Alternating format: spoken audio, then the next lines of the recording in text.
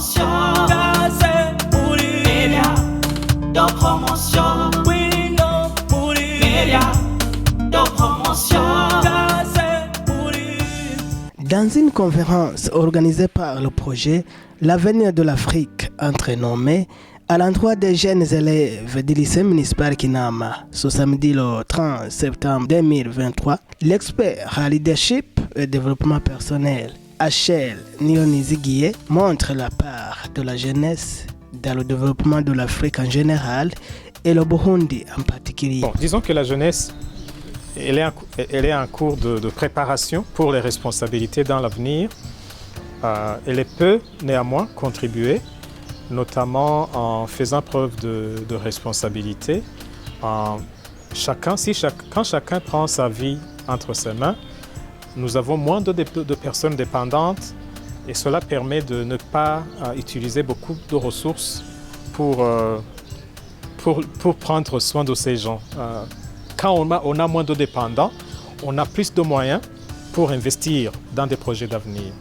Deuxièmement, la jeunesse a besoin de développer les compétences nécessaires, les connaissances nécessaires, de se développer elle-même, de maîtriser, selon ce que chacun est en train d'étudier. Là, on parle de la jeunesse qui est scolarisée, de développer leurs compétences de façon excellente, parce que le développement d'une nation requiert beaucoup d'efforts, ça requiert beaucoup d'énergie, beaucoup de connaissances, beaucoup de compétences, et les jeunes ont le temps de se préparer. Pour les gens qui sont déjà en cours d'emploi, il y a des possibilités qui ne sont plus là pour eux, mais la jeunesse a toujours cette latitude de bien s'équiper pour que lorsqu'ils vont occuper des postes différents de responsabilité, ils puissent être plus efficaces que leurs aînés, ce qui sera très très bien pour la nation, parce que là on sera sûr que la lancée de développement qui sera là va être maintenue.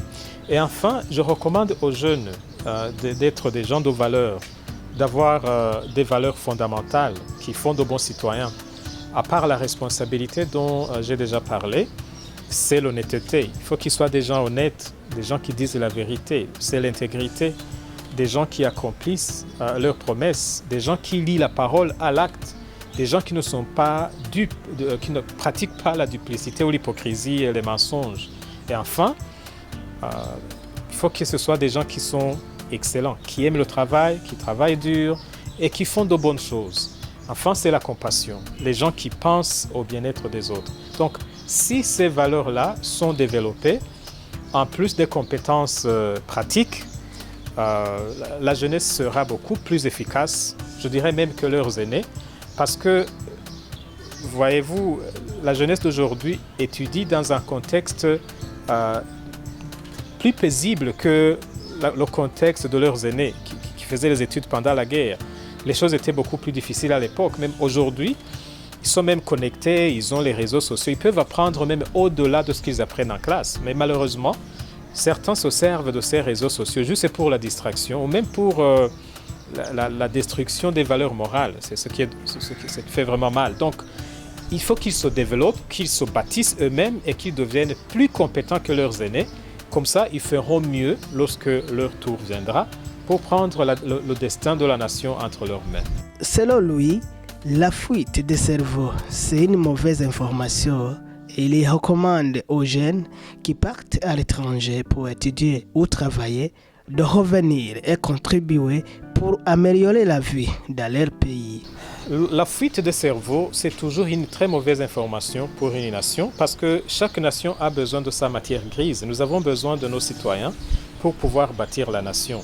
Cependant, je nuance, si les gens partent à l'étranger pour faire des études, pour apprendre, pour travailler, mais dans le but de revenir pour servir leur pays, là, ça serait une bonne chose. Alors, ce que je recommande aux jeunes, c'est de ne pas aller chercher une vie meilleure dans un autre pays, mais plutôt de s'impliquer pour que la vie ici soit meilleure. Et s'il faut aller faire des études à l'étranger pour y arriver, ça va. Ça, ce n'est pas un problème. Mais une fois les études terminées, il faut alors revenir et donner sa contribution dans sa propre nation. Il y en a même qui vont à l'étranger faire du commerce et parfois ils réussissent très bien, mais c'est toujours mieux d'investir chez soi.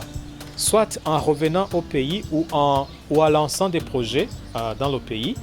Comme ça, même les fonds qu'ils gagnent de l'autre côté vont servir notre nation. Donc, je demande aux jeunes d'avoir un cœur patriotique, d'être disposés à s'investir pour le développement de leur nation, de telle sorte que même s'ils devaient aller à l'étranger faire des études ou faire autre chose, qu'ils sachent qu'il faut toujours revenir et servir sa nation mère.